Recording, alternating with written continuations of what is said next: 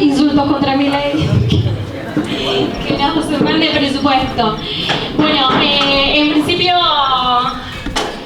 bueno, gracias por venir a todos los compañeros y compañeras, amigos, familiares. No vamos a dejar de realmente agradecer porque nos parece que es indispensable estar acá, estar reunidos, estar celebrando en alegría, estar al mismo tiempo debatiendo, bueno, entre trabajadores y jóvenes, cuáles son las necesidades del momento, y aprovechamos estos días precisamente para reencontrarnos y repensar. Y yo pensaba, no sé muy bien, como que me escribí, pero al mismo tiempo, si decirlo así que creo que va a salir una mezcla entre todo, entre tratar de leer un poco y comunicar realmente desde lo que pienso, desde lo que siento, la importancia de este día. Y decía, en ese sentido, los 1 de mayo son sin duda un día profundamente político, y desde la OST lo pensamos así, un día para juntarnos y para pensar y debatir cómo nos organizamos para enfrentar a la extrema derecha y al gobierno de Milei. Pero también son al mismo tiempo, digamos que es un día político, es un día histórico, ¿no? Es decir, no es que están escindidos, sino que van de la mano. Pensar la necesidad de qué política tener los jóvenes y los trabajadores para enfrentar la situación que estamos viviendo y avanzar en nuestros derechos, al mismo tiempo con asumirnos, con pensarnos y con comprender que somos parte de la historia, que somos parte de un sujeto histórico que es la clase trabajadora, que viene a expresar esa situación de explotación y de opresión de esos mártires de Chicago que dieron sus vidas y fueron ahorcados, pero que al mismo tiempo fueron ejemplo en el mundo, y se levantó sus banderas y se conquistó en ese momento las 8 horas laborales. Y hoy nos corresponde nuevamente levantar esas banderas, porque las mismas demandas por las cuales ellos pelearon son las cosas por las que hoy también estamos peleando. No es solo, la historia no es una cosa del pasado, sino es una cuestión que nos envuelve a nosotros. En ese sentido, quería leer un poco unas palabras de uno de los mártires de Chicago, que decía algo así que como si calláramos. Joao que era alemán, además tenía 30 años, también era un trabajador, periodista, y era joven al mismo tiempo, y decía, en el momento del juicio, previo a que los condenen, decía algo así: si calláramos, hablarían hasta las piedras.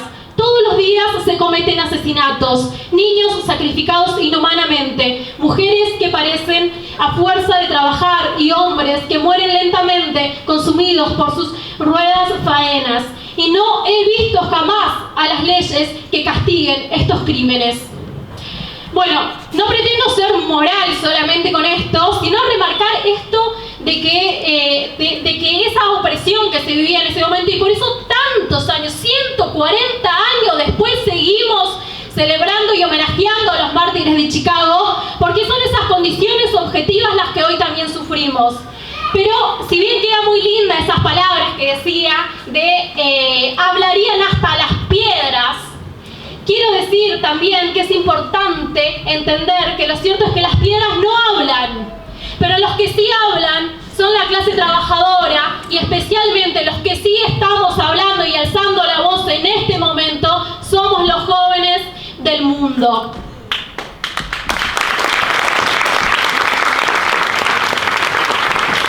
Especialmente a estos compañeros jóvenes quería dedicarle estas palabras, porque es esa juventud que desde Nepal hasta Estados Unidos, que pelea contra el ICE, y hasta ayer que muchos de los que están acá fueron a concentrar en 7:50 para decir que tenían que liberar a los presos de las flotillas, para decir Palestina libre.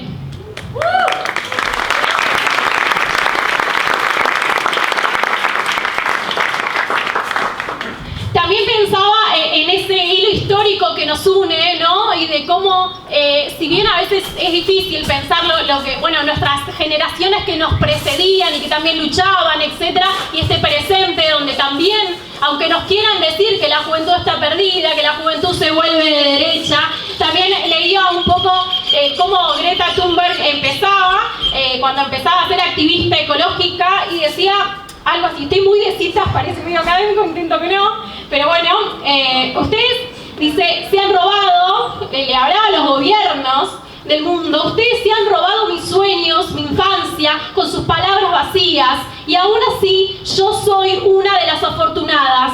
La gente sufre, la gente muere y ecosistemas enteros están colapsando. Ustedes solo hablan de dinero y de cuentos de hadas, de eterno crecimiento económico, que además está estancado, así que tampoco tanto crecimiento del capitalismo, pero sí para los ricos. Bueno, lo que decía es que la juventud es eso que nos demuestra Greta, ¿no? Que sigue siendo esa juventud profundamente solidaria. Eso que Greta dice, bueno, y nosotros vemos lo que pasa y no nos es indiferente. Entonces, esa no indiferencia es una especificidad de la juventud. Que la juventud es un sector heterogéneo, no es una clase social, es decir, no es el sujeto que de manera estructural va a, con su acción, transformar de lleno el sistema. Pero sí, la juventud no es algo que está volando, no es un sujeto histórico, pero sí es un movimiento histórico con sus propias características. Una de las características históricas es la solidaridad. Otra de las características históricas es que luchó siempre. En los años 20, en los años 60 y 70, en los 2000 con el argentinazo, estaba lleno de jóvenes esa Plaza de Mayo, y también en este momento. Y en eso, otra cita, también me acordaba de una entrevista que le hicieron a Trotsky en relación a las juventudes universitarias, y decía que los jóvenes tendían a cuestionar el status quo. Dice, el joven siempre se siente insatisfecho de la sociedad en que vive. Eso que refleja, pensaba Greta y todos los que estamos acá, pero también decía que la juventud, esto que yo decía, y que no es una clase. Ahora bien, comprendamos como un movimiento histórico con sus propios métodos de lucha, con sus propias características singulares, implica entender que somos parte de una cosa que, si se revela, como lo ha hecho en su historia y como lo está haciendo en partes del mundo en este preciso momento, ayuda con su rebelión y con su despertar a que se despierte también la clase obrera, a que se despierte también, a que salga la clase obrera, a que luche, y en unidad junto con la juventud y el movimiento estudiantil, a que cambie de una vez las cosas, y por ahí queda muy grande, a que conquiste también cuestiones muy básicas: salario, bueno, ir contra la reforma laboral, la ley de financiamiento educativo. Bueno, todo esto que parece muy grandilocuente y que uno dice, wow, bueno, qué sé yo, sí, Trotsky, bla, no es más que lo que hacemos cada día, todos los días, cada uno de los compañeros y las compañeras que están acá.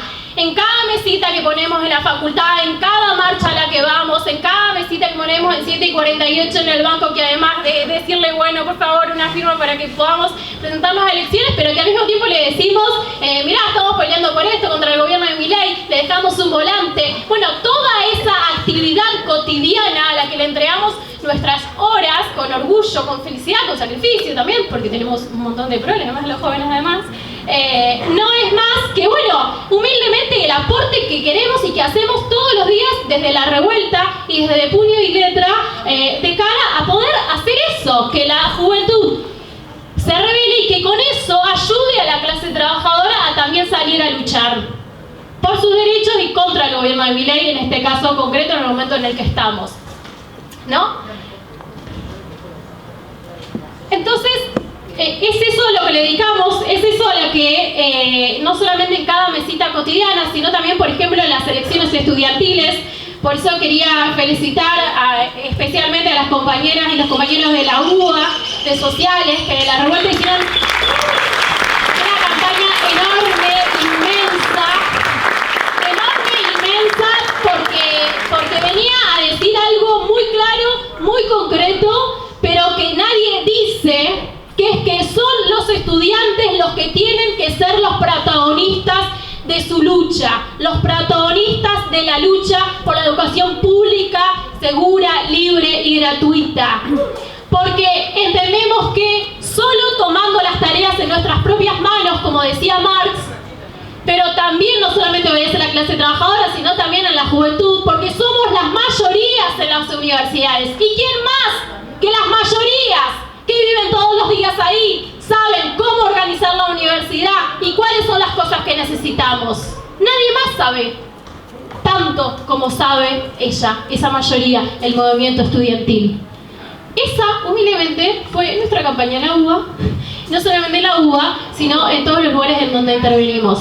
Ese es el debate que nosotros tenemos, pero no solamente un debate, quiero ya ir terminando, sino también es la característica específica que tenemos como juventud, lo que tenemos que ofrecer, la política específica que tenemos y que no lo tienen otras organizaciones, porque le decimos a los estudiantes, porque les decimos a los jóvenes, trabajadores también, que no solamente tienen que votarnos para que los representemos bien o mejor, sino que centralmente, esto que decía Pacu también, tienen que tomar las tareas en sus propias manos. Y eso no lo dice nadie, insisto. Entonces, por eso el orgullo. Y por eso la necesidad, no solo el orgullo. Bueno, en eso también, esto del orgullo y la necesidad hace que entendamos. Hoy hablaba de esa cosa que los mártires de Chicago decían: hasta las piedras van a hablar aunque nos maten, porque esta opresión va a hacer que irrumpa constantemente esa lucha y ese grito. Pero nosotros decimos que no basta solo con luchar, porque de hecho, bueno, lo insistimos con que la lucha es objetiva.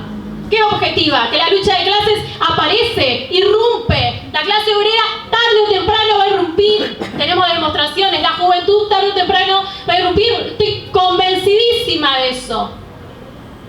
Ahora bien, lo que sí no va de suyo no se da solo, y que es una tarea completamente subjetiva, a pulmón, pero también con mucha claridad política, es que no basta con que haya lucha. Queremos que haya lucha para ganar. Queremos que haya lucha para tener presupuesto para la universidad. Queremos que haya lucha para que haya de verdad salario para nuestros docentes. Queremos que haya lucha para que al calor de esa lucha se sumen los trabajadores y tengan no un gobierno más o menos reaccionario, más o menos lindo, con palabras retóricas, sino que realmente no nos impongan el nivel de opresión y de explotación y de sobreexplotación que nos quieren hacer en las fábricas. Para eso no basta con que haya peleas, hay también que decir para dónde hay que ir, cómo organizar esa lucha, con protagonismo de qué sujeto, porque todo eso tiene que ver con que si esa lucha gana o no gana. Entonces lo que nos desespera, y ya cerrando, lo que quería decir a todos los compañeros, compañeras, amigos y militantes, es que hay que salir a decir por todos lados que hay que organizarse. Y que hay que organizarse, no en abstracto, sino que hay que organizarse con esta política concreta que desde la revuelta y desde el puño y letras con las terciarias, pero también en general con el OCT, con el martillo, puño y letras docentes, salimos a decir que es que hay que organizarse con una política que le diga a los trabajadores, que le diga a los jóvenes que tienen que tomar las cosas en sus manos y que es la única forma realmente que tenemos para ganar y para que realmente ganemos nuestros derechos y construyamos incipientemente y de a poquito una sociedad que pueda ser una sociedad sin explotación y sin opresión.